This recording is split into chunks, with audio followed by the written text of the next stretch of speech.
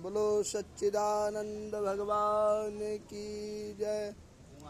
गजाननं भूतगणाधिसेवितं कपित्थजम्बूफलचारभक्षणम् उमासुतं शोकविनाशकारकं नमामि विघ्नेश्वरपादपङ्कजं। गुरुब्रह्मा गुरुविष्णु गुरुदेव महेश्वरा गुरु साक्षात् परब्रह्म तस्मै श्री गुरुवे नमः। अखण्डमण्डलाकारं व्याप्तं येन चराचरं तत्पदं दर्शितं येन तस्मै श्री गुरुवे नमः। श्री गुरुदेव महाराजाय नमः। आइए आज हम आपके समक्ष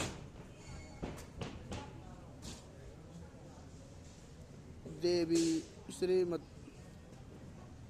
देवी भागवत मनुष्य इस संसार में आकर के जीव कैसे महामाया के द्वारा मोहित हुआ, ये संसार, ये जीव कैसे मोहित हो जाता है, उसके बारे में हम आपको बताएंगे।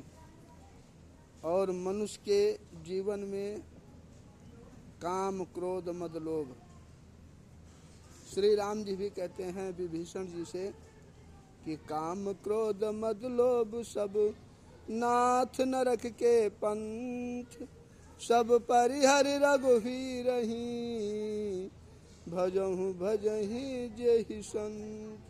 हे विभीषण, काम क्रोध मद और लोभ जिसके अंदर है वह जीव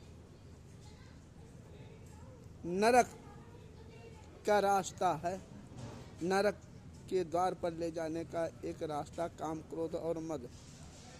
कहते हैं ये संसार, इस संसार में ऐसा कौन सा व्यक्ति है जिसको माया नहीं व्याप्त हुई है। बड़े बड़े ऋषि मुनि ज्ञानी ध्यानी सभी माया के वशीभूत हो गए हैं। इस संसार में जीव जब आता है तो सोचता है कि यह संसार जो एक सपने के समान है, संसार ये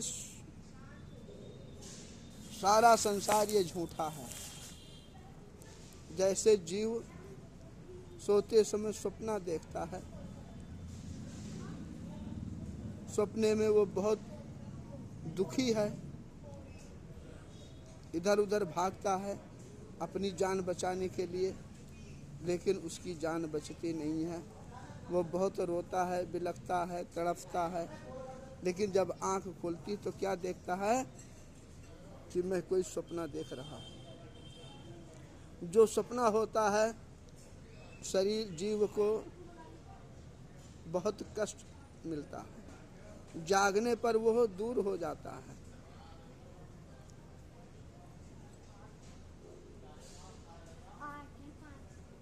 माया के वशीभूत होकर के माया में बंद करके जीव ये मेरा है, ये मेरा है, ये मेरा है, मेरे मेरे अपने के चक्कर में रात दिन सोचता रहता है और शुरू से अंत तक इसी माया के चक्कर में पड़ा रहता है, भगवान का भजन नहीं कर पाता। यह मनुष्य शरीर पाने के लिए, मनुष्य की शरीर पाने के लिए देवता भी ललायत रहते हैं। गोस्वामी तुलसीदास जी ने कहा है कि बड़े भाग्य मानुष तन पावा, सुर दुर्लभ सब ग्रंथि निगावा। 84 लाख योनि में अच्छे सदकर्म करने के बाद, भगवान का भजन करने के बाद फिर इस मनुष्य की शरीर की प्राप्ति होती है। और वह भी भारतवर्ष में। भारतवर्ष संसार में सबसे अलग है, बहुत ही पुण्यमय देश है। यहाँ पर अनेकों पवित्र नदियाँ बहती हैं, जिनका स्नान करना तो दूर, यदि भाव से श्रद्धा के द्वारा उसका नाम का उच्चारण कर लें तो उस जीव के पाप नष्ट हो जाते हैं, पुण्य की प्राप्ति होती है। लेकिन मनुष्य इस माया के चक्कर में पड़ करके भगवान को भूल जाता है। श्री मार्कंडेय जी कहते हैं कि हे ऋषियों, इस भारतवर्ष में एक सूरथ नाम के राजा राज किया करते थे और समाधि नाम का एक वैश्य था। राजा के स्त्री पुत्रों ने, परिजनों ने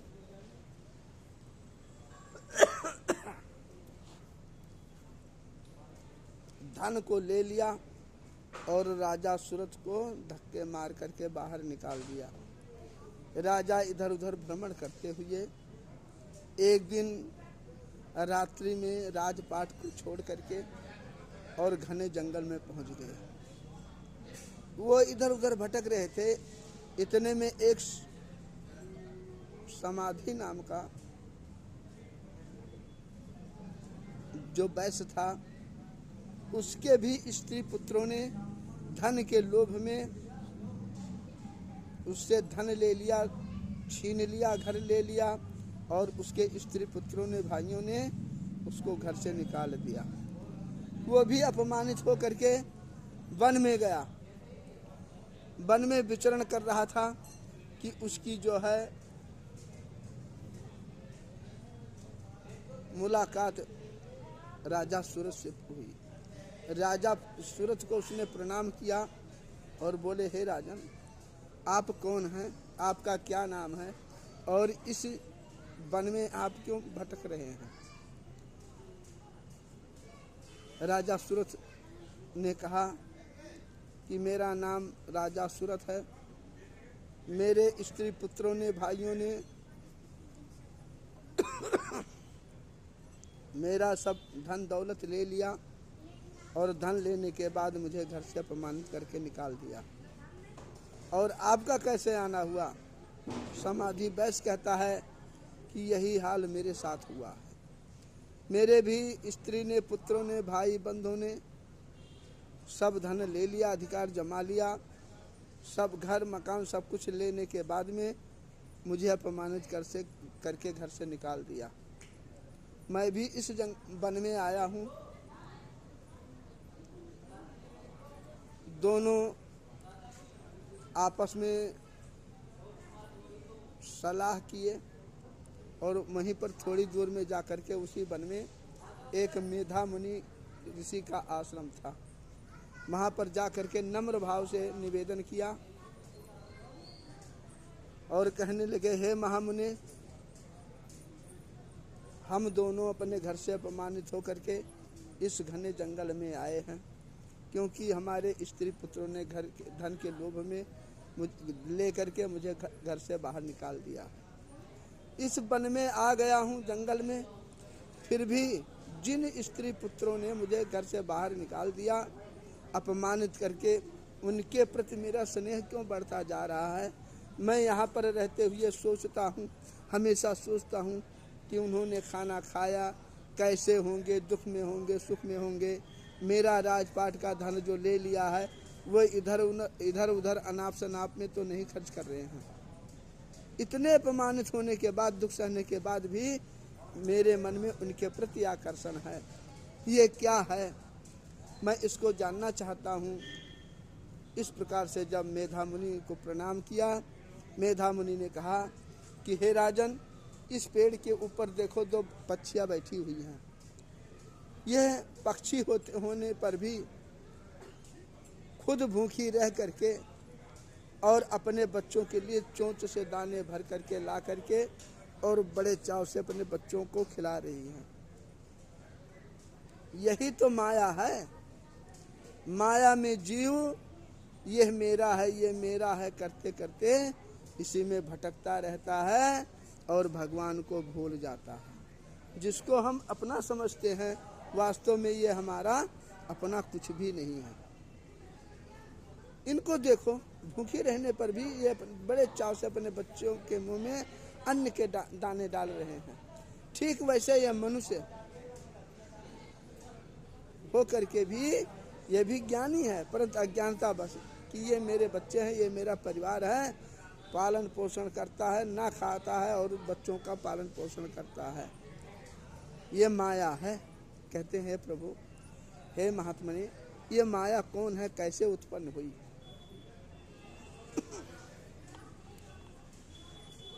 मेधा ऋषि कहते हैं कि हे राजन, ये आदि शक्ति महामाया ही इस संसार रूपी गड्ढे को मोहित कर रखा है। ये इसमें सभी संसार व्याप्त है। कोई ऐसा जीव नहीं है जो माया से परे हो। यह अजन्मा है। भगवान विष्णु के हृदय में निवास करने वाली योग निद्रा भगवती ही माया है। जब इन्होंने भगवान विष्णु क्षीर सागर में शेष शैया पर लेटे हुए योग निद्रा का आश्रय लेकर के सो रहे थे, उसी समय उन्हीं के कानों से मधु कैटभ नामक 2 महाअसुर उत्पन्न हुए। वो ब्रह्मा जी को लाल आंखें करके मार डालने का उद्योग कर रहे थे। ब्रह्मा जी डर गए और उन्होंने योग माया भगवती की प्रार्थना की। या देवी सर्वभूतेषु निद्रारूपेण संस्थिता नमस्तस्यै नमस्तस्यै नमस्तस्यै नमो नमः। हे देवी, हे निद्रा देवी, आप भगवान श्री हरि के हृदय वक्षस्थल में निवास करने वाली हैं। आपको बारंबार प्रणाम है और मेरी रक्षा करो, रक्षा करो, रक्षा करो। त्राहि माम, हे माँ भगवती योग माया भगवती, हे निद्रा देवी, भगवान श्री के हृदय में निवास करने वाली महामाया, आप मेरी रक्षा करें। इनके हृदय वक्षस्थल से निकल करके भगवान श्री हरि को, इन दोनों असुरों को मार डालने की बुद्धि प्रदान करें। इस प्रकार से जब योग माया भगवती का स्मरण किया तो योग माया भगवती भगवान श्री हरि के हृदय से वक्षस्थल से निकल करके सामने खड़ी हो गई। भगवान विष्णु जाग गए और आंख खोल करके देखा तो 2 मधु कैटभ असुर जो विष्णु भगवान के कानों के मैल से उत्पन्न हुए थे, वो बहुत बलवान थे। उन्होंने 5000 वर्षों तक भगवान से युद्ध किया। भगवान उनको मार नहीं पाए। 5000 वर्ष तक युद्ध होने के बाद योग माया भगवती के द्वारा मधु कैटभ नामक असुर मोहित हो गए और उन्होंने कहा कि हे भगवान, हे विष्णु, मैं तुम्हारी वीरता से प्रसन्न हूँ, मेरे से वरदान मांगो। भगवान विष्णु ने कहा, यदि आप मेरी वीरता से प्रसन्न हैं तो तुम मेरे हाथों से मारे जाओ। बोलो सच्चे दरबार की जय, योग माया भगवती की जय। श्रीमन नारायण नारायण नारायण, भगवान नारायण नारायण नारायण, लक्ष्मी नारायण नारायण नारायण, श्रीमन नारायण नारायण नारायण, भगवान नारायण। बोलो लक्ष्मी नारायण भगवान की जय। इस प्रकार से जब विष्णु भगवान ने कहा तो मधु कैटभ ने चारों तरफ आंख उठा करके देखा तो चारों तरफ जल ही जल था। ऐसे जल को चारों तरफ जल देख करके कहा कि आप मेरा वध उस स्थान पर करो जहाँ पर सूखा स्थान हो, जो पृथ्वी जल में डूबी ना हो, वहीं पर आप मेरा वध कीजिए। इतना कहते ही भगवान विष्णु ने इन दोनों के सिर अपने जंघे पर रख करके और सुदर्शन चक्र से दोनों के दैत्यों के जो है सिर काट दिए। बोलो योग माया भगवती की जय। यह योग माया भगवती बड़े बड़े जीवों को, ऋषियों मुनियों को माया में डाल देती। एक बार भोले बाबा समाधि लगा करके अखंड तप कर रहे थे। काम क्रोध व्याप्त नहीं हुआ और जब समाधि से उठे नारद जी पहुंच गए। उन्होंने भोले बाबा को प्रणाम किया और भोले बाबा से पूछा कि हे भोलेनाथ, आप क्या कर रहे हैं? बोले मैंने प्रभु का भजन किया कर रहा हूँ समाधि ला करके। बोले तो इसको तो मैं भी कर सकता हूँ। भोलेनाथ बोले आप तो सर्वत्र शक्तिमान है, सर्वत्र शक्तिमान है, नारद जी आप तो जरूर कर सकते हैं। और नारद जी वहाँ से चल दिए। अखंड समाधि लगा करके उन्होंने तप किया।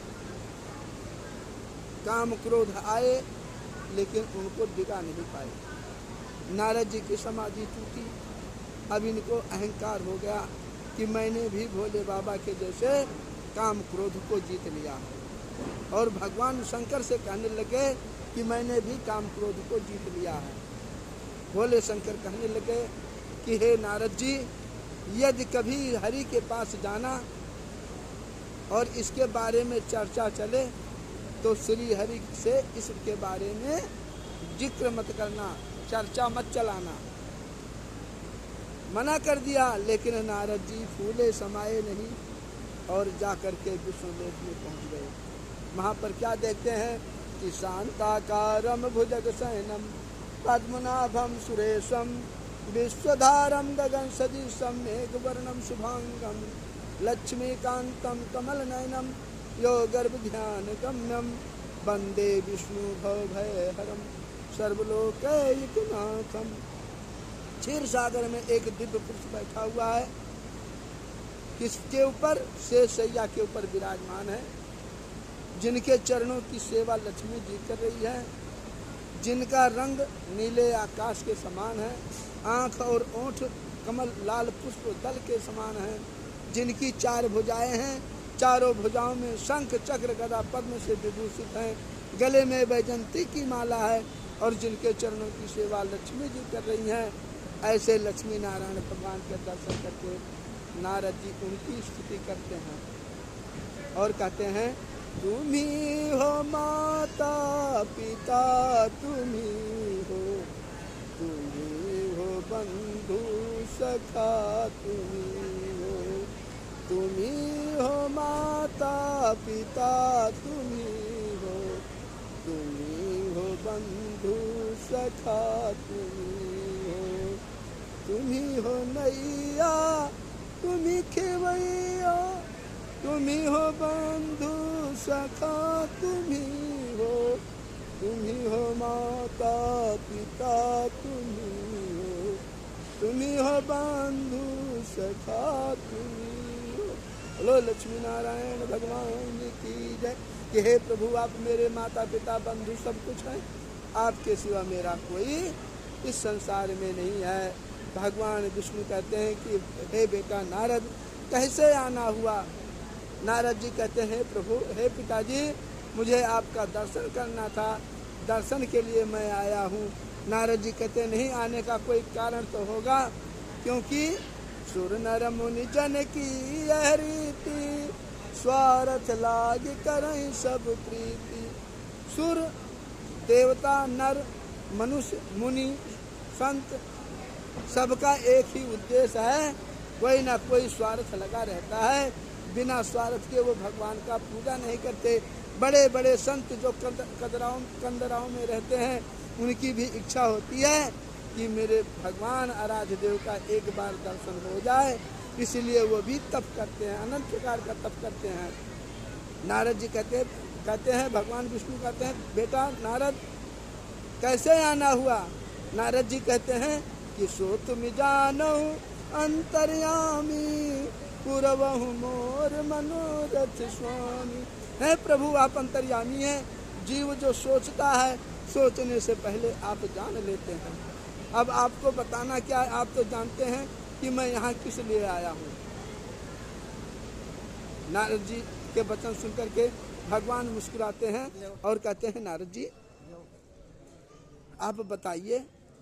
तो नारद जी प्रणाम करते हैं और कहते हैं कि हे प्रभु मैंने काम क्रोध को जीत लिया है।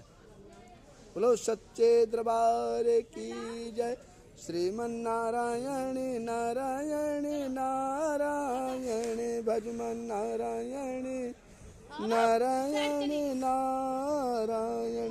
बोलो लक्ष्मी नारायण भगवान की जय। आगे की कथा कल आपको सुनाई जाएगी। जय श्री राम, जय हनुमान।